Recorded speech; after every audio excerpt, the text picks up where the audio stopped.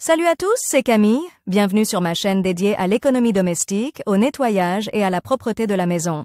Restez avec moi pour des conseils pratiques et efficaces. Donc, au sujet de la vidéo.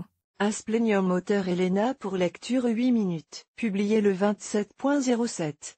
2020. L'asplenium est une fougère très appréciée des amateurs de fleurs. De nouvelles feuilles émergent constamment du centre de la rosette, de sorte qu'avec le temps, le costonium devient luxuriant et large. Soins à domicile.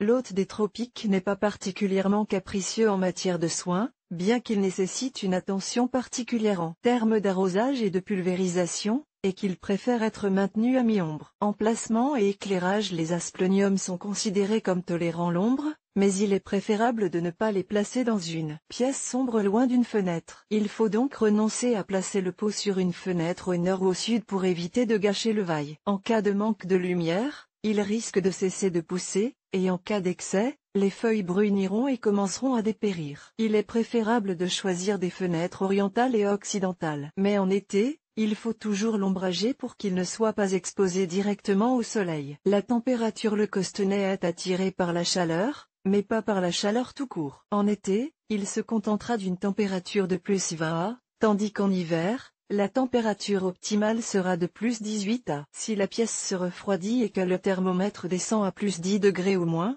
les vignes peuvent commencer à dépérir. Évitez les courants d'air, le froid et la poussière. L'arrosage. Les aspleniums doivent être arrosés assez souvent par temps chaud. Vous pouvez même parfois plonger le vase dans une bassine d'eau pour lui donner un bain. Gardez le buisson dans l'eau jusqu'à ce que la couche supérieure du sol ne brille plus. Ensuite, sortez-le du récipient, laissez l'humidité s'écouler, puis remettez-le dans son emplacement définitif. En hiver, l'arrosage est beaucoup moins fréquent. Veillez à ce que la motte de terre ne se dessèche pas. Le manque d'eau et l'excès d'eau sont tous deux fatals aux fougères. L'eau doit être à température ambiante. Avant d'arroser, laissez-la reposer pendant au moins 12 heures. Humidité de l'air. Il est conseillé de maintenir l'humidité de la pièce à 60%. Pour éviter le dessèchement, placez une couche de gravier dans le bac, en y ajoutant constamment de l'eau. Pour éviter le dessèchement des ouailles, il n'est pas inutile de les asperger d'eau douce. En hiver, recouvrez toujours le radiateur situé à proximité d'une serviette humide. Si les feuilles se flétrissent en été, il faut les couper et augmenter le nombre de pulvérisations. Lorsqu'il fait plus frais,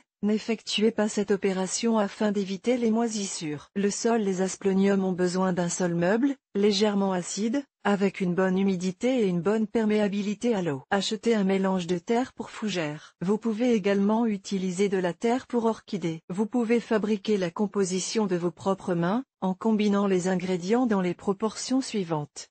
40% de terre feuillue, 30% de tourbe, 10% d'humus, 10% de sable grossier, 5% de charbon de bois, 5% de sphaigne. Alimentation et fertilisation. Du milieu du printemps au début de l'automne, nourrissez le buisson une fois par mois avec une solution d'engrais. Prenez ceux qui conviennent aux plantes ornementales à feuilles caduques. Ne réduisez la concentration indiquée sur l'emballage qu'en la diluant de moitié. Rempotage. Les costonets doivent être transplantés tous les ans ou tous les 2 ans. Ne prenez qu'un vase pas trop grand. Son diamètre doit être légèrement supérieur à celui du vase précédent. Le fond doit être recouvert d'une couche de drainage. Cette opération s'effectue exclusivement au printemps. Après avoir retiré l'arbuste du vieux pot, coupez les parties mortes des racines, mais il est souhaitable de ne pas endommager les racines saines. Secouez la vieille terre.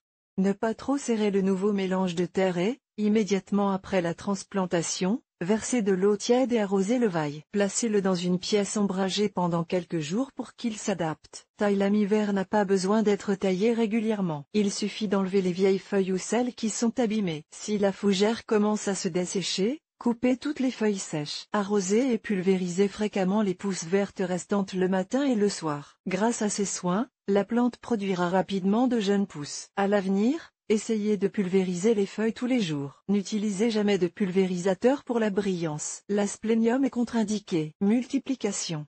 En tant que véritable fougère, l'asplenium se reproduit de 3 manières. Par les spores, vivipare, par des bourgeons de couvain, vivipare. Par division du buisson, nidification. Par les spores. Des spores peuvent se former sur la face inférieure des feuilles. Pour obtenir de jeunes plants à partir de ces spores, coupez la violette au début du printemps et grattez les spores sur un morceau de papier à l'aide d'une cuillère. Disposez le fond de la boîte avec un drainage, versez dessus un mélange de tourbe, préalablement calcinés au four. Humidifiez-le bien.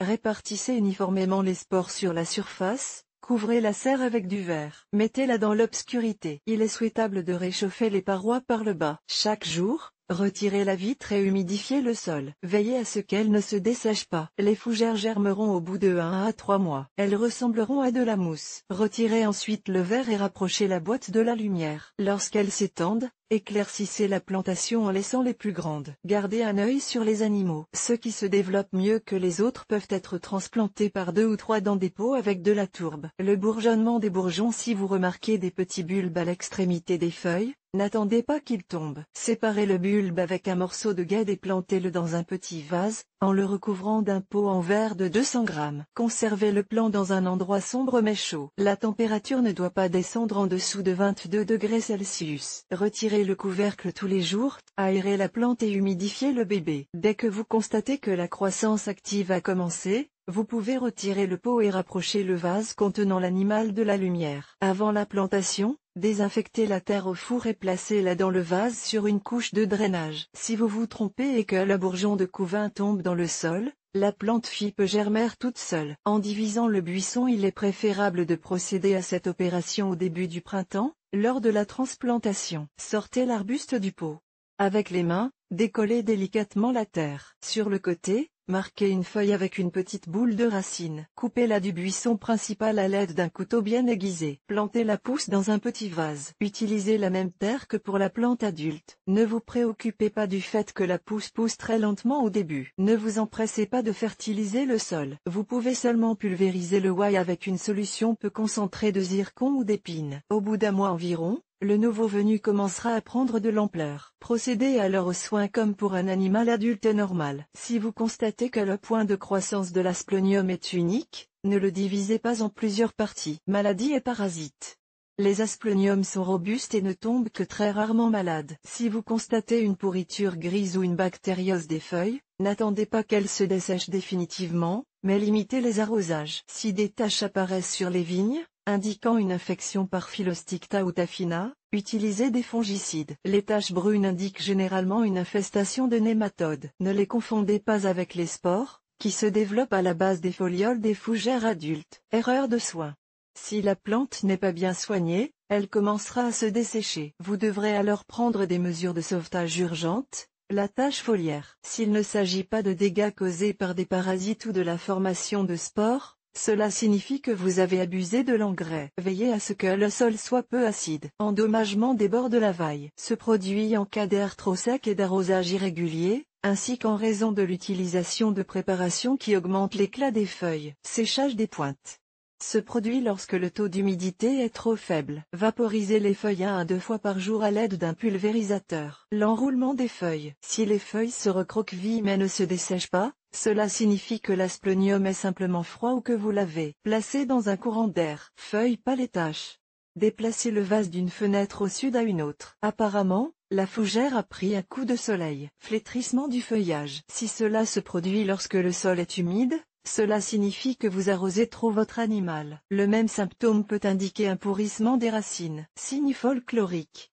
Il a été remarqué que l'asplenium calme la maison. Les personnes nerveuses devraient donc absolument se procurer une telle fleur. Elle permet également d'équilibrer les conjoints qui ont des caractères opposés et les aide à se réconcilier l'un avec l'autre. On dit que la fougère peut apporter chance et prospérité à la maison. Elle luttera également contre les attaques des forces maléfiques sur votre famille. Mais comme le costenay puise trop d'énergie dans l'espace environnant, il est recommandé de le placer près d'un téléviseur ou d'un ordinateur. Laissez-le se nourrir à sa guise. Mais il est préférable de ne pas l'introduire dans la chambre à coucher. Les personnes souffrant d'allergies ne devraient pas apporter d'asplenium dans la maison, car elles risquent de faire une crise pendant la période de sporonosité. Propriétés médicinales.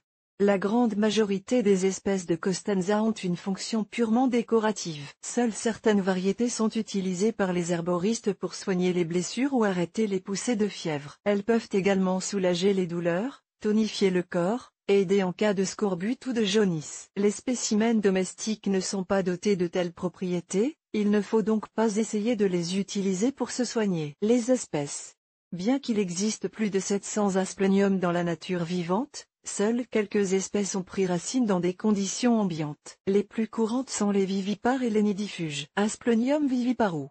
Commun à Madagascar. Les feuilles, courbées en arc de cercle, atteignent 40 à de longueur. Possèdent des pétioles courts. Les segments se bifurquent à l'extrémité pour former des bourgeons à couvain. Ils finissent par se détacher de l'organisme mère, tombent au sol et germent. Nidification de l'asplenium. Dans la nature, il s'enracine sur les chicots et les troncs d'arbres. Sa particularité est la formation d'une rosette en forme de nid par ses feuilles. Dans les conditions tropicales, elle accumule de l'eau et des résidus organiques nutritifs. Au milieu des feuilles se trouve une veine brun foncé. Asplenium bulbosum.